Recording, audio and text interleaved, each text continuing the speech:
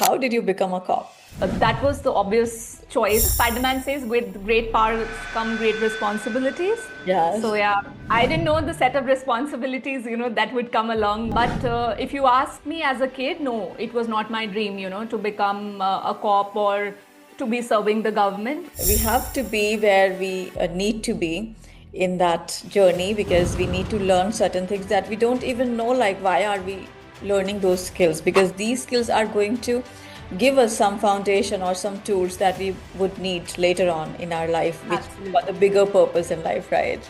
Absolutely. Absolutely. I think the structure and the discipline that I have for my business, that was in the budding stage, in those days. And when people ask me, hey, how are you so organized? Let's talk about your turning points where you left that career and dedicated yourself to helping the women entrepreneurs. So I would say there was not one turning point, but Mhm. there were a number of turning points that happened.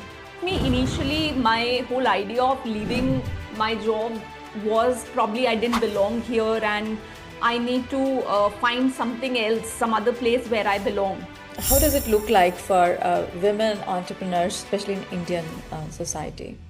Every individual has a feminine side and a masculine side, and so does business. Yeah. So, if I talk about in terms of women entrepreneurs who come to me, uh, they would come to me for, let's say, their sales not working. Torn between ambition and tradition. What would you like to say to that, women? Nirupama, you were a cop. So, first of all, how did you become a cop? Well, if you see in the Indian government, there are a set of exams that we need to give. So, back in those days, coming from a family of government servants, I am the third generation government servant. So, that was the obvious choice. And I went for these competitive exams, different stages, and then you go through the interview. And based on that, they give you the ministry. So, I happened to get a ministry which was all about the security wing of Wow, Government of India. it's so Yeah. interesting. Uh, and so that was the process then. But now, when I go back in hindsight, and I feel that I was destined to be there, to learn the set of skills that I had to pick up and absorb and meet those people whom I had to meet, complete my karmic journey with them, and probably become a person which I had to unlearn, over a period of time Yeah, to yeah. be where I am today. Uh, I think all of that falls in place. I mean, now that I look back in hindsight. Yeah, so now you look at that as karmic journey, but I'm sure that when you were just in that process that time back then, you did not know much about, perhaps you must not be doing anything much about that, like karmic lesson and what exactly you need to learn or I un. think I was chasing. I mean, and I was in that part wherein I was forcing things to happen in a certain direction without We all, even knowing what I know now, that life has its grand plan for you and yeah. you'll be there where you got to be, where you need to be.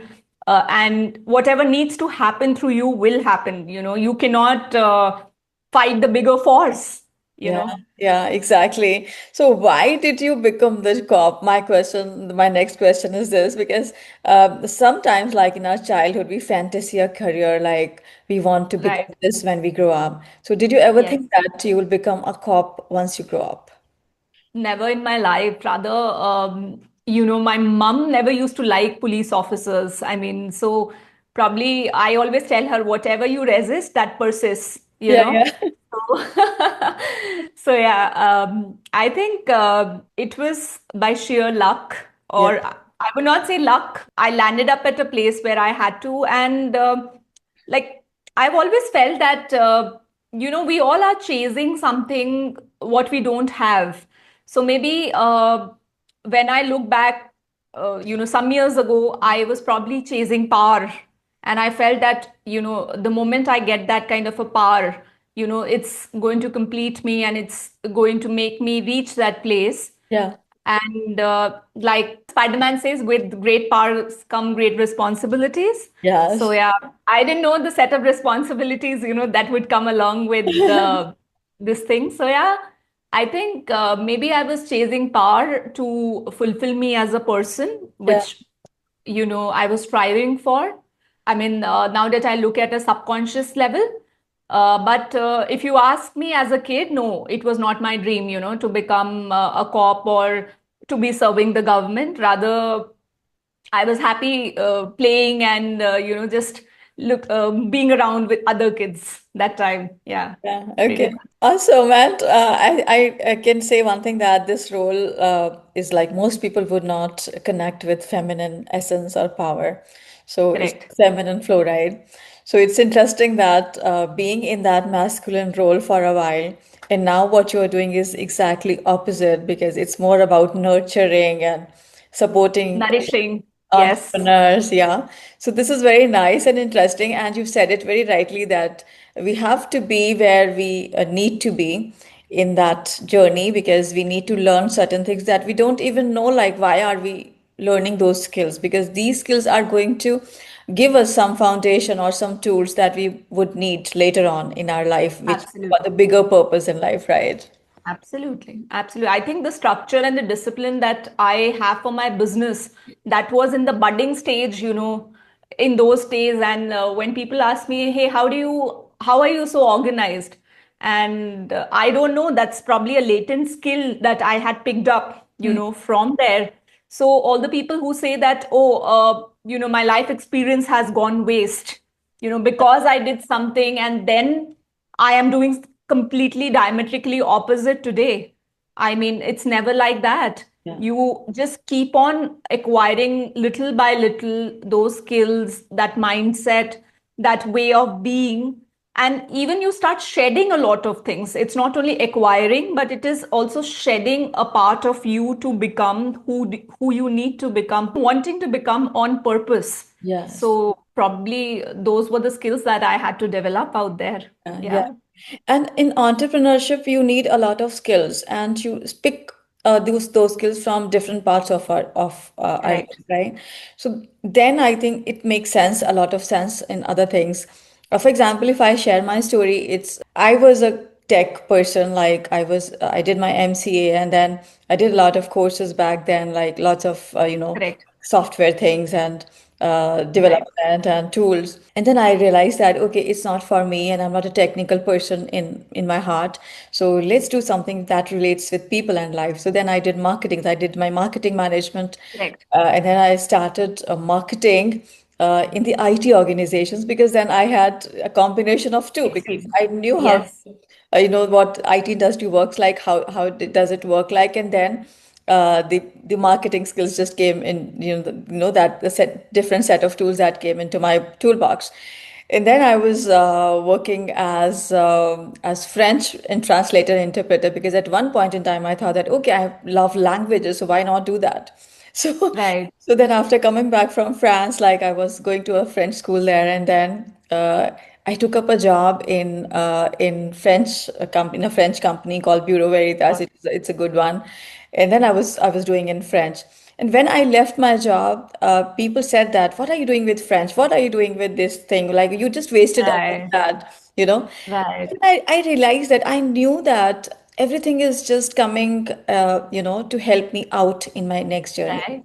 So this is so Absolutely. important that we pick up those tools in our different parts, in different areas of our life and different phases in our life, which we use in the right times. Absolutely. And from my lens, I think you picked up a lot of adaptability, moving Yeah. from one place to another, one domain to other. And at the same time, your technical part, which is a less people centric, I mean, because most of the times we are into coding and things like that.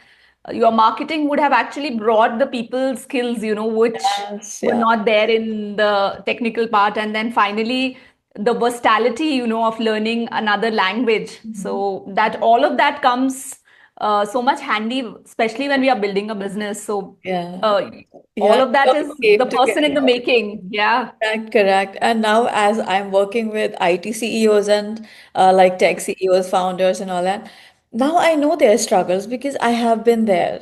I know like there Yes. are certain very specific problems and challenges, and in the Correct. kind of logical part, and then they have to soften something out there. Right. So I think everything is just so divinely orchestrated in the right times and the right way, in the Absolutely. right degree and quotient, that we can't even think of that.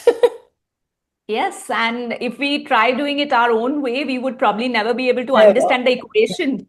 Yeah, absolutely. I 100% with you on this. Nirupma, turning point. Let's talk about your turning points where you left that career and dedicated yourself to helping the women entrepreneurs. Yes. Uh, so I would say there was not one turning point, but Mm-hmm. there were a number of turning points that happened. So if you ask me, initially, my whole idea of leaving my job was probably I didn't belong here and I need to find something else, some other place where I belong. Mm-hmm. Uh, I initially started with helping working professionals like myself, to build a business along with their job because I felt that there are a lot of business coaches who help entrepreneurs, but there are very few who understand the psyche, mindset, and the way a middle class person is, raised. Mm-hmm. And because they're always told that, hey, you need to get good grades and, pick up a job, and then eventually that entire cycle starts, take up a car, take up a house, build a family, things like that. So I was thinking that how can you actually put your entire thing at stake and start something new, which you've not been conditioned to. I mean, there was no manual, when I started out, and uh, I could say that there were very few people, who were doing, uh, especially coming from a very formal structure. So one part was wherein I started working with professionals and I understood, what were the challenges that they faced, and they were similar to mine, and uh, that thing went on. And while I was helping them with the skill systems and strategies, I realized that the mindset piece was missing. So Yes. the second turning point was when I entered the world of healing. Rather, the world of healing came to me, Yeah. and I understood that merely with the external part you just could not turn the needle. The business is essentially the reflection of the CEO's mindset, Mm. so you really have to work on the person who is, there, taking everything into its place and Yeah. ensuring that things happen in the right manner. So that's where I realized that more than learning new things, it was about unlearning, letting go of those emotional wounds, blocks, money blocks, that are actually stopping people to move ahead in their journey. Exactly. And I was my first client because you try out everything onto yourself Mm. first. And when it reached out to others, and I found that ultimately it's just not you who's the proof of pudding, but there are others who are, showing similar results. So that's where, my confidence into what I was doing solidified. Mm. And I realized that just giving people more is not going to help because as women we have a very different we are created in a very different way. I mean, our bodies don't work in linear form. I mean, it works in cycles, Because, and yeah. we have so many stages, in our life, whether it is pregnancy, whether it is postpartum, postnatal recovery, perimenopausal stages, menopause stages. I mean, you cannot give a one size fit all, to everyone. Yes. And that's where understanding the woman body, understanding the hormonal changes, that they go through, understanding how their emotions are not in their control. Mm. So the feminine part of the business generated earlier when I had started, it was the masculine part of the business, which was all about structure, discipline, community, all of that was going on. But I realized that in order to build this business, I had to myself break those structures, break Yeah. that sort of a discipline. Because now, if I ask a mother who has just delivered to, get into that discipline mode, she'll be like, "What are you talking about? My sleep is not in my hand." Yeah. So that's where, you know, you could call this probably the third turning point, wherein those structures that had been created, all Mm. those were broken. And now it was like, okay, you create from a place of flow. I think it's been a series of experiences with my clients and my own body and the way I've seen things move over a period of time that has shaped my work, the way it has been pretty much. Yeah, It's beautiful, and you explained it so beautifully that women are different creatures, right? We don't have to be like men because I'm not saying that who's better or who's worse. It's just that we are different, right? We have, correct. as women, we have different superpowers. Like we have the superpower of receiving, we are the vessel, and the men is a channel. Provider. Yeah, Yeah, provider and protector. And we can learn a few of the masculine, we can learn means that we can nurture some of the masculine qualities correct. in ourselves. But then we can also leverage the feminine qualities that are already there and that have been there, but then we have forgotten them because Correct. as a side effect of growing up. Like I would also like to add it here that women like have that collective psyche of being so much responsible for things and taking all the burdens on ourselves and not taking support from people and just trying to do it everything on our own. So this is basically the cultural thing also. And Yes. I love that when your mess becomes your message, it's like, of course, you are actually helping yourself, but then everybody is being helped in the process. Yeah, so this is interesting. And you talk about building a business in your natural rhythm. What does that look like in practice for women entrepreneurs, especially in India? So first of all, let's understand what does natural rhythm mean. Yeah. Like when before we talk about building a business in a natural rhythm. Since my business building is more around women, so I would talk about natural rhythm for them. So it could be as simple as understanding your biological clock, Hmm. understanding, how your body works, understanding your prime time. Like for me, my prime time starts post 12 noon. No matter how much I try in the morning, nowadays it doesn't work. I mean, I in my school days, college days, I used to be a morning glory. I mean, that was a different thing altogether. But now my body is telling me that, hey, in order to function well, you need to take that slow morning, Hmm. give that time to your own self to probably do nothing Hmm. and be with your own self. So understanding what is your prime time, understanding what is how your body responds in different phases.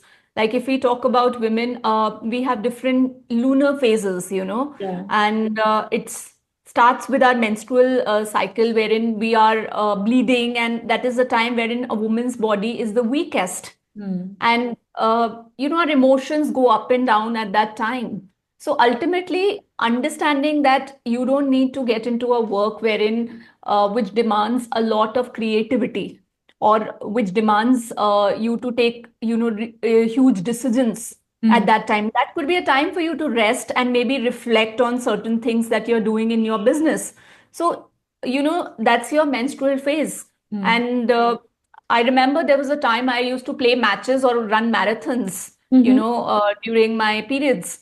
But I realized that that's not what is serving my body. Yeah. And maybe I'll do gentle exercises like yoga or going for a walk. But that's me attuning to my body and understanding that what is my body asking me to do.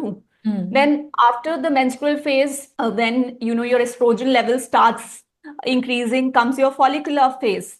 Your follicular phase is wherein your creativity, your energy, your stamina that starts increasing, Yeah. and that is the time wherein you can actually start doing that brainstorming part, in your business. You Hmm. can start getting into the creation of new projects. If you have to get started with some new collaborations, that's a very great time to get started on all of those things. So you are understanding your body, and you're understanding that what is your body naturally asking you to do.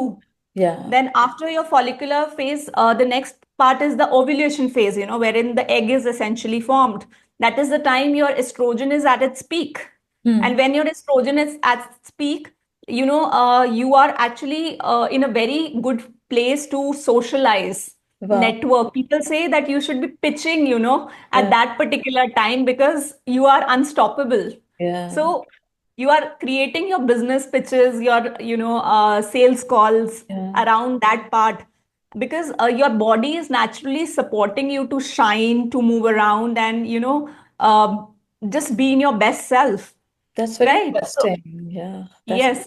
And interesting. then finally, we have the this one luteal phase, wherein again we have the progesterone, that is increasing. Hmm. So this is the period you are actually getting into those PMS symptoms, wherein again your emotions are going up and down. So this is again not a time for you to get started with anything new, but rather whatever you've started, say in your this one follicular phase, this is the time for you to start completing those things, for Hmm. you to organize a few things here and there, maybe edit a few things, add, subtract certain things. So, I mean, the more you understand the biology, you understand that, oh, I can just create my business in such a beautiful way, the way my body is supporting it. Yeah, I love that the way you just explained it all. It's basically when you learn your own body, when you know your hormones, what is the best time to do what, because there are different Correct. activities that we'll be doing in business, like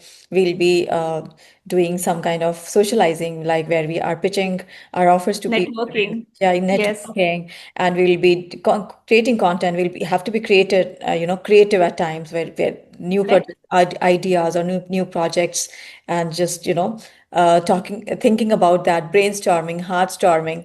And then if you understand your own hormones, it makes it so much easier, and it actually complements it.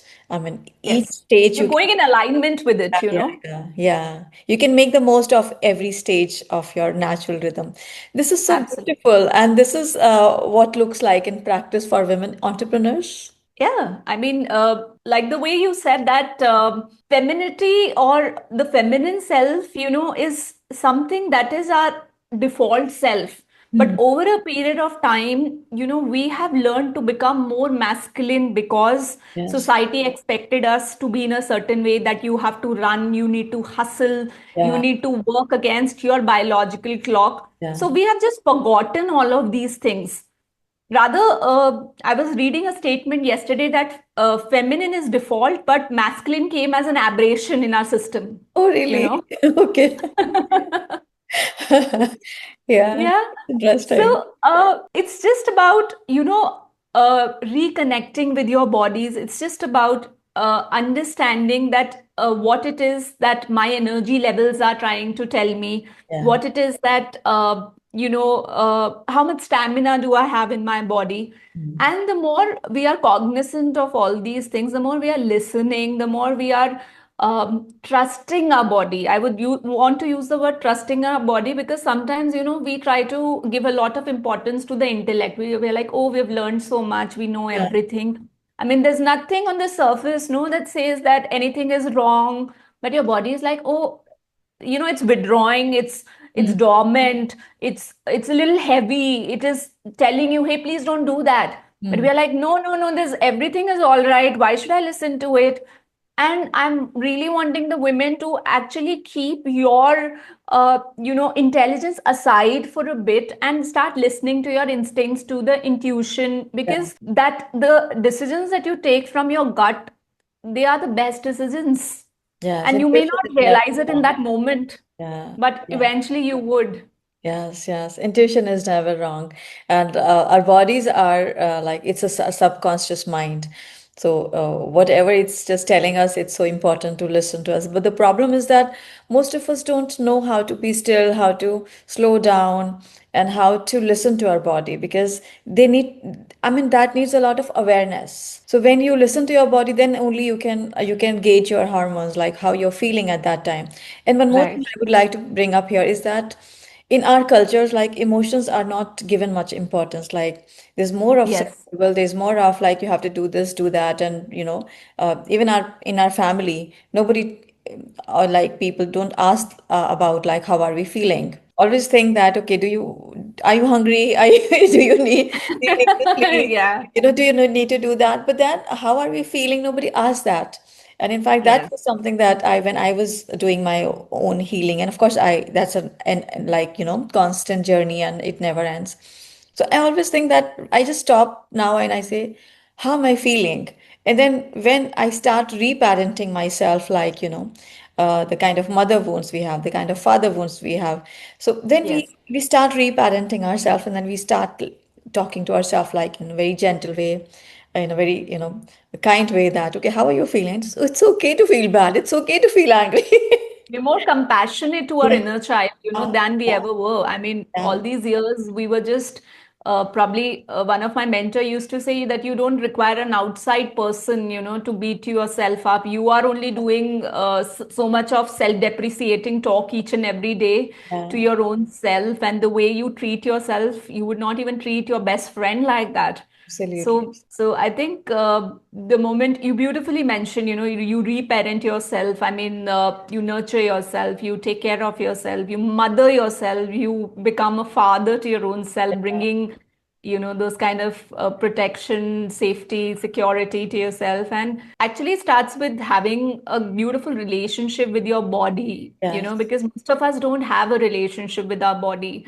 I mean, for the longest time, we just take body in a default setting that, okay, it's fine. What happens? And we don't realize that our body has been there with us since our first breath. I Yeah. mean, ever since we got into this world, and it has allowed us to go through everything. I mean, all the traumas that we went through, all the pains, all the suffering, all the good times, bad times. The body has been there with us, and it has endured so much. Yeah. And the moment, we are one with our body, it's such a beautiful thing. I mean, sometimes the diseases that come in the body, they are coming first at an emotional level. I mean, most of us have awareness about the psychosomatic Yeah. diseases these days. Your body is guiding you much before your mind can actually comprehend, much before your mind can make head and tails of what is being said nowadays.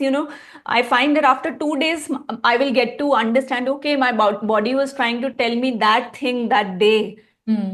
But we kind of underscore that body intelligence, Body intelligence. because, and it could just start with a very simple thing like, you just sit with yourself and tap into your body, Hmm. and ask yourself, hey, what am I feeling today? What are my thoughts? What are my emotions? What are my feelings? Yeah. And, uncomfortable or little heavy, or maybe you might just find some tightness in your chest, or you may feel that, there's something not okay with. I mean, you cannot really articulate that feeling, but there's something that is not happening. So Hmm. it's a time for you to pause and ask yourself, am I really in alignment with what am I doing? Yeah. And on the contrary, if you find there's something, giving you that kind of joy, you're so happy, it's completely easeful, and you're like, oh my God, this is giving me that orgasmic feeling, that, Yeah. I mean, that I'm really wanting to do. That's a clear indication that you are actually in your free flowing direction. Yeah. And, it's like, that's the right direction for you. Yes. And everybody else may tell you that, hey, have you gone wrong? This doesn't work on the Excel sheet. This does not work in the real world. But it may not work for them. It will work beautifully for you. I mean, that's something I've been able to realize myself over a period of time. Yeah, Yeah. same, same. I totally agree with you what you're saying here. It's like being women, we have been given some really interesting tools, and intuition is one of them. And that Yes. intuition, like when we follow that and we just learn to listen to that, we nurture that, then our results, like, not just in business, but in our personal lives, like when we give that kind of self-love to ourselves, everything changes. And I think in the last 3 years, my progress has been like really, really expanded and immense. And I see that I have made the most progress in these last 3 years. And the reason is just that I began to learn to learn about myself, about my body, listen to that and give myself the kind of things that I want. Like maybe sometimes dancing is just fine. Just play some music Yeah. and dance a little and just sing along and just put on some music where it's not about the business activity, but again it would support the business activity, because the happier I am, the better, the happier my business will feel. And that is what Absolutely. I treat my business like a person, so Business is an exactly. individual. Business has energy of its own, and Yes, yes. we are the source, who's providing that kind of energy to the business. So Yeah, ultimately, it's yeah. interconnected. Yeah. So it's beautiful what you're saying, and I totally resonate with that. Nirupma, I read it in your profile. Business is meant to be a dance between feminine essence and masculine action. So though we have talked a bit like about that in the last sections, but then what do you really exactly mean by that, and how does it look like for women entrepreneurs in especially in Indian society? Every individual has a feminine side and a masculine side, and so does business. Yeah. So, if I talk about in terms of women entrepreneurs who come to me, they would come to me for, let's say, their sales not working. Mm. But when we actually, work and we find that, oh, there are some generational beliefs around money Yeah. that is keeping them stuck, or there are some people, giving you an example, who are working too hard compared to what is actually required to Yeah. move the needle. So that's where we are tapping into their emotional blocks, Mm. the money beliefs, the thought processes, the feelings, everything at a subconscious level. All those bad files, they are first identified, in terms of a therapy session, and then it's very important to have them out of your system. Though, all these things are in layers. You remove one layer and you Lots of find that. another layer Yeah, coming yeah, on the surface. yeah. And Exactly. it's an ongoing journey, but to whatever level, you can get aware, and the moment you can empower that person to find their own patterns, you Yes. know, that really helps a person in getting into that flow state Mm. wherein there isn't anything done to prove to anyone, or let's say to gain acceptance, acknowledgement, approval, all of those things. Because any work that is done with regard to these things, it's definitely draining your energy, and it is acting like an energy leak into your system. Yeah. So that's a part of the feminine flow, which is essentially having your mindset, your thoughts, your feelings, your emotions into alignment. Yeah. And the moment you have done this part, there are certain practical aspects or tangible things that you need to do as a part of your business, which could be your marketing endeavors, your sales strategies that you need to take on, some operational things after you've gotten clients. So those are the parts of the skill systems and strategies, which you need to take on, like maybe like the way you gave the example of creating a piece of content. Mm. Now, I may want to learn how to use AI, to be able to do my R&D and give the best piece of content to my audience. Mm. So that is a part of your masculine action, Yeah. because the moment you're integrating your feminine flow and connecting that, whatever are the deliverables or whatever needs to be done to get the business Yeah. growing is coming to me, so let me use the word growing. Sure. So all of those things need to come in context together. And once the feminine and the masculine side are together, the yin and yang, Mm. you just Yeah. flow in that. Yeah, yeah. This is so important, and most of us, we all have to, and then most of us don't know how to leverage the other. For example, men have to need to learn a lot from women in terms of intuition receiving, and then women need to learn a bit of like first of all their own feminine powers because I think Absolutely. they have forgotten it. So this is Absolutely. really interesting.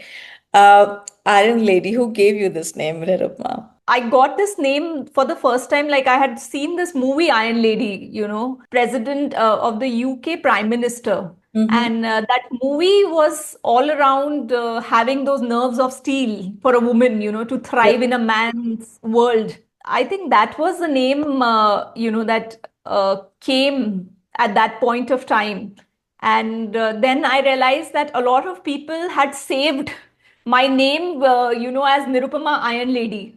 Yeah. So it was this funny story, that Yeah. just came up and, came out in that manner.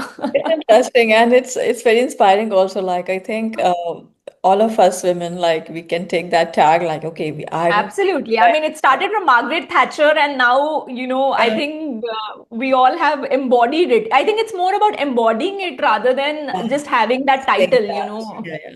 Yes. Right, that identity. Do you think that business world is finally ready to accept feminine leadership styles as equal, or do we still have a long way to go? I think a lot has changed post pandemic, Mm-hmm. because earlier the leadership style was more about command and control and, Yeah. a top down approach. But I think post pandemic, a lot of people have been more empathetic when it comes to the feminine qualities, in terms of really asking the well being of their people, essentially, how are they feeling? Are they okay? Is everything okay on their family front? Vulnerability is something, that people are more conscious about. It was not like in back in the days, people were like, oh, don't really show your weaker side. What will the other person say? But nowadays, I think people have been more vocal about, how they are More feeling. And human, yeah. yes, and I have seen a lot of my team members, and they do tell me that, hey, I'm in my periods today, these days, so I will not be able to function, and people tell that very clearly. Yeah. And even the men around, they are able to accept that thing that, yes, it's happening with their wives, it's happening with their daughters. So I think they've been very sensitive and considerate. I mean, in that direction. Of course, there might be many more things, but we have actually started in that direction wherein people are more accommodative about the flexibility, that women require. And there are certain phases, wherein they will undergo hormonal changes, which are definitely not in their hand. There will be, crumbling down for no reason. Mm. And a lot of people, I think, have become more accommodative and acceptable. So I choose to look at that direction, you Mm. know, as of now, because while there may be a lot of naysayers and who may take their own time, but I would trust the divine time for them to, really get an understanding and hang off what are the things happening. Yeah, So I think a very. lot has changed. Yeah, a lot has changed. Also, more change can come when we, as women, start trusting our own leadership first. When we Absolutely. put men on a pedestal just because for their leadership styles, because we learn this from our childhood that men or women are Right. like men are, From Mars and women are from Venus. yeah. Yeah. And also, like, men are more of like they are given more importance in terms of business or success or something, and women's career, like, it can be a kind of hobby or something. Now it has Right. changed a lot, but then in some parts, it's still like that's the reality for a lot of women. So, yes, It it's. is. I think even the professions are changing with the hybrid culture coming in, like women are taking care of those responsibilities, children, household things, and yet they are very passionate about their career. Like, who knew that we both would be talking from our drawing rooms and, creating this amazing podcast? Yeah, And essentially, this podcast would reach out to so many other women. exactly, I mean, exactly. we are doing it from our comfort zone, and yet a lot is getting created in Yeah, this. yeah. So I think the work culture has also changed over a period of time. What we used to consider that, oh, if you are working in a big organization, only then, the change is happening. I Mm. mean, I think it is more intentional. The Yeah. change is more intentional at this moment. So there are people who there is, I mean, a lot to evolve. I'm very hopeful about the world today that we live in because hopeful about the men also because they're much more aware and more accommodative. I mean, there's so many hands-on dads these days, and if I talk about our dads or maybe our grandfathers, they were just going out and Yeah. doing that part of the work. Yeah. And nowadays, men as well, they are Helping taking in care the of the kitchen. household, Yeah. cooking, and Yes. changing diapers, and so many Yeah. other things. So, yeah, I think Yeah. this much has changed, and a lot more can A in the lot coming more time. can change, and we need to, as women, understand more about our powers and trust ourselves and think ourselves as equals. So I think that would make so many things even more like progress more faster. Absolutely. Yeah. So Nirupma, tell us about the business that you do and how you help women entrepreneurs, and how can people find you and connect with you and know more about your work and work with you. I'm essentially helping aspiring and budding women entrepreneurs, build businesses using their feminine energy. That's like, the highlight, Yeah. the feminine way of building business. Yes. And I work through three things. One is the counseling part, wherein I'm actually helping them understand their emotional blocks, the mental blocks, and the different limiting beliefs that are stopping them from moving ahead in business. Mm-hmm. The second part of my work is the therapy. I'm not a therapist, but I facilitate therapy through Okay. a protocol wherein whatever has been discovered, Mm-hmm. in the counseling session, that is released through the energy science, and they are able to find their feminine flow. And the third part of the business is the business strategy part, wherein we work more on the skill systems and strategy, the masculine action. This is the entire thing which is under my company, Fem Forward Consulting Private Limited. Mm-hmm. And for all of those who would really want to build a business in your natural rhythm, you can reach out to me on my LinkedIn, because that's the place I'm most active. You Mm-hmm. can just type my name, Nirupama Vyas, and you're going to find me there. And I have a YouTube channel, Fem Forward Consulting. So you can also find the latest content out there. I think these are the two best places to interact with me, because most of the day I am at these two places. Yeah. And yes, or you can talk to this beautiful lady, she can also connect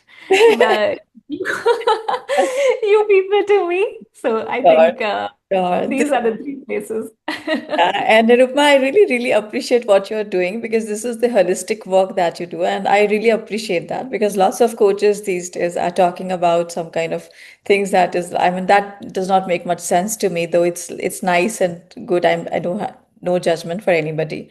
But the holistic work is something that makes you stand last and that makes you like successful without hustling because this is all about enjoying the process also, not just that you reach a goal and then the next one and then they reach the goal and then the next one. It's all about enjoying yourself, enjoying your body, especially as women. It's so important that you enjoy every phase of your life and then say that you are achieving things and you feel that It's pride. pure indulgence, I Yes, tell you. I for mean, once you start indulgence. tasting it, I Exactly. mean, Yeah, you just yeah. want to indulge more and more. Exactly. This is so beautiful. This is such a beautiful experience because I can say that from my own journey that my life has shifted in ways that did not even imagine. Like, I one point in time I was, oh, is this life kind of possible? But then now it's so much possible, and I'm living it on a very like every single day. It's so so beautiful. So before, and we are also going to include your contact information in the show notes section. People can find you there and connect with you. What is it that you would like to give to an Indian woman who's listening right now and who feels torn between ambition and tradition? What would you like to say to that women? I would want to say, please understand your natural rhythm, because only when you understand your own self, your biological clock, your prime time, your body, your cycles, you can take care of yourself better. And once you have a full cup, you can actually, serve the people around you in a better way. And Yeah. please do not shy away from setting boundaries, because this is something, I have learned a hard way, Mm. that women think that they need to be everything for everyone. Please Yes. stop wearing that superwoman tag. Yeah. You cannot serve everyone. And if you are making everyone happy, then you are the person who's never going to be happy. So Correct. please set strong boundaries and take aligned actions, because only when you are knowing why you're doing what you are doing, and you are taking those intentional steps, there's success is yours. I think there's no looking back. Yeah. Beautiful. And it's okay to say no. It's okay to say no. Set strong boundaries. It's very powerful. That's what. Yeah.